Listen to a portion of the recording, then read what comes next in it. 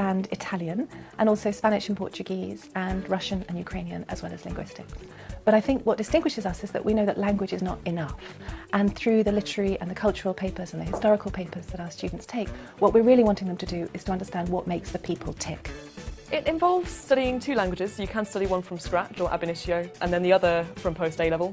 You tend to spend your year abroad in just one of the countries and then focus on the language from that country in the final year. I started off at the Sorbonne studying philosophy, and then I spent 6 months working at KPMG in Paris translating. I have really been able to get involved more in the literature side and even kind of philosophy and theoretical analysis this year in my fourth year, which I'm loving. What makes the Cambridge MML course special is the really quite infinite variety of languages on offer, but also the various topics that you can study within those languages. You know, the thought, the culture, the film, the literature, and that makes it really quite unique in that respect. There are so many different ways to get involved in languages in the MML faculty. For example, jailbreak, just getting as far away from Cambridge as you can in 36 hours. A great opportunity to use your languages. So we were using our French, our German, and a bit of Italian. It's not all about the books here. Loads of things you can do. Really exciting course. Something most people don't know about Cambridge is that you can study film here. For example, this week I've been studying Renoir's Le Petit Man alongside Apocalypse Now.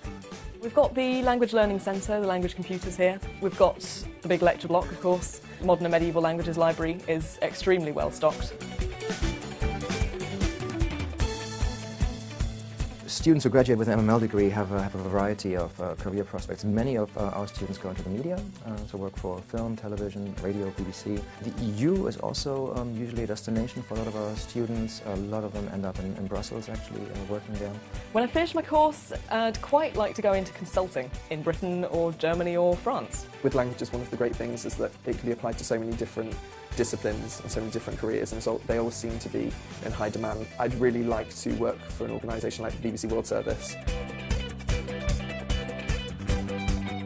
An application should show that the student wants to do the course and that they are not just ticking the boxes that they think we want ticked, but that actually they've thought individually and intelligently about their reasons for taking the course.